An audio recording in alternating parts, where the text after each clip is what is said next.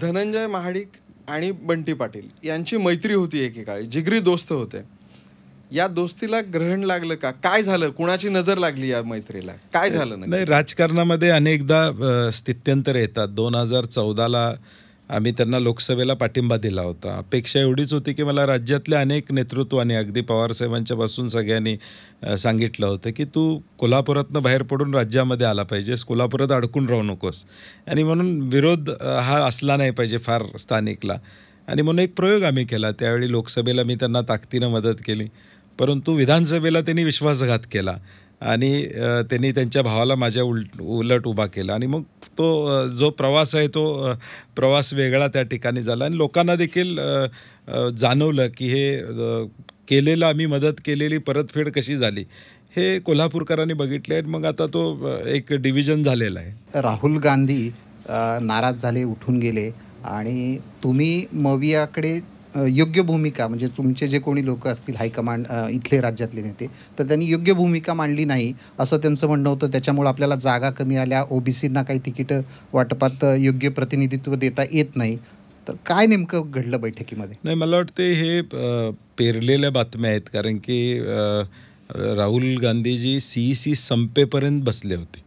CEC संपेपर्यंत शेवटचं नावाची चर्चा झाल्यावर ते पुढच्या कार्यक्रमाला गेले. आणि आम्ही नंतर नियमाप्रमाणे आम्ही सगळे बाकीच्या चर्चा करण्यासाठी पाठीमागे राहिलो होतो. मग पहिला मुद्दा ते उठून गेले हे मी त्या ठिकाणी खोडून काढतो. तसं काही झालं नाही. पुढच्या कार्यक्रमाला ते गेले आणि CEC संपल्यावर ते त्या ठिकाणी गेले.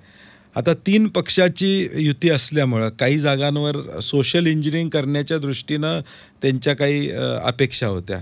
काही ठिकाणी ते झालेलं आहे, परंतु मोठ्या प्रमाणात व्हावं अशी त्यांची अपेक्षा साधारणपणे आहे. आणि म्हणून काही ठिकाणी ती कमतरता आम्हाला जाणवते.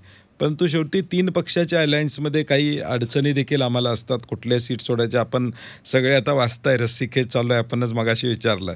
त्यामुळे काही जागा सुटलेल्या आहेत हे आम्हालाही मान्य करावं लागेल. आणि सोशल इंजिनिअरिंगमध्ये थोडं मागं पुढं झालं असलं तरी महाविकास आघाडी म्हणून सोशल इंजिनिअरिंग चांगलं होईल असं आम्हाला वाटतं. कोल्हापूरमध्ये तुमची आणि हसन मुश्रीफ यांची सुद्धा जोडगोळी खरं तर जगजाहीर आहे. महापालिका असेल किंवा स्थानिक स्वराज्य संस्था, या निवडणुकीत तुम्ही एकत्र आलात. मात्र त्यांनी वाट वेगळी धरल्यानंतर आता तुमची मैत्री आहे का? कशा पद्धतीनं त्याकडे बघता? नाही, आता काय, आम्ही 15 वर्ष दोघेजण महापालिका असेल किंवा अनेक निवडणुका, साखर कारखाना असतील, या सगळ्या एकत्रितपणे लढवल्या. आणि मगाशी म्हटल्याप्रमाणे सहकारातलं हे अलायन्स हे वेगळे आहेत. आता मात्र महाविकास आघाडी म्हणूनच आम्हाला काम करावं लागेल, त्यांना महायुती म्हणूनच त्या ठिकाणी काम करावं लागेल. अनेक संस्थांमध्ये आम्ही एकत्रितपणे त्या ठिकाणी काम करतो आहे. आणि म्हणून मी मगाशी म्हटलं तसं कोल्हापूरचं राजकारण वेगळं आहे की संस्थेचं हित. आता जिल्हा मध्यवर्ती बँक आमची ही जवळजवळ 8,500 कोटीच्या ठेवी जिल्हा मध्यवर्ती, तर आम्ही सर्व पक्षीय तिथं आहोत. बँकेच्या पायरीत आत आल्यानंतर आम्ही राजकारण करत नाही, कारण बँक टिकली पाहिजे. आज अनेक जिल्ह्यामध्ये आम्ही बघतो जिल्हा मध्यवर्ती बँका अडचणीत आहेत. शेतकऱ्यांची काय परिस्थिती आहे बघतो. आणि म्हणून आम्ही काही पथ्य पाळलेले आहेत की इथं आपल्याला राजकारण आणायचं नाही, इथं आपण सगळ्यांनी मिळून ही बँक चालवली पाहिजे. आता 10,000 कोटीचं उद्दिष्ट आहे आमचं. मॅक्झिमम सगळा पीक कर्ज या जिल्ह्यातला, कोल्हापुरातला जिल्हा मध्यवर्ती बँक 70% पीक कर्ज देतं. आणि म्हणून मला वाटतं की मी म्हणलं तसं की हे कोल्हापुरातलं राजकारण सहकारी संस्थातनं वेगळं आहे. आणि महापालिका, जिल्हा परिषद, इथं आम्ही एकमेकाच्या विरोधात लढतो. सर, कागलच्या लढतीकडे अख्ख्या महाराष्ट्राचं लक्ष लागलंय. काय होणार या लढतीत? नाही, आता सुरुवात झालेली आहे अजून. मी मगाशी म्हटलं 5 वर्ष ती फाईट चालू आहे. आता शेवटचा राऊंड आहे, म्हणजे ते आपण म्हणतो तसं IPLमध्ये फायनल आहे ती आत्ता त्यांची आहे. कारण की 5 वर्ष त्यांची मॅच चालूच होती.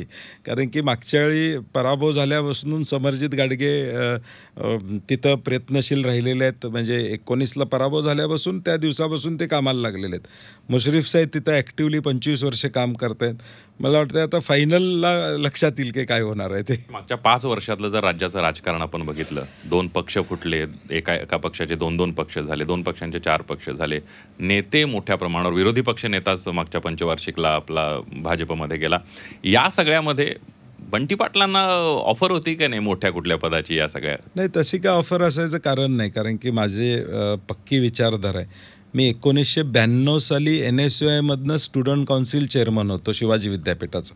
आणि आता जवळजवळ 32 वर्ष झालं NSUI टू इथपर्यंत मी पोचलेला आहे. त्यामुळे तशी कुठलीही मला ऑफर असायचं कारण नाही. आणि मी काँग्रेस म्हणूनच काम करत राहिलेलं, त्यामुळे कोणी ऑफर पण दिलेली नाही.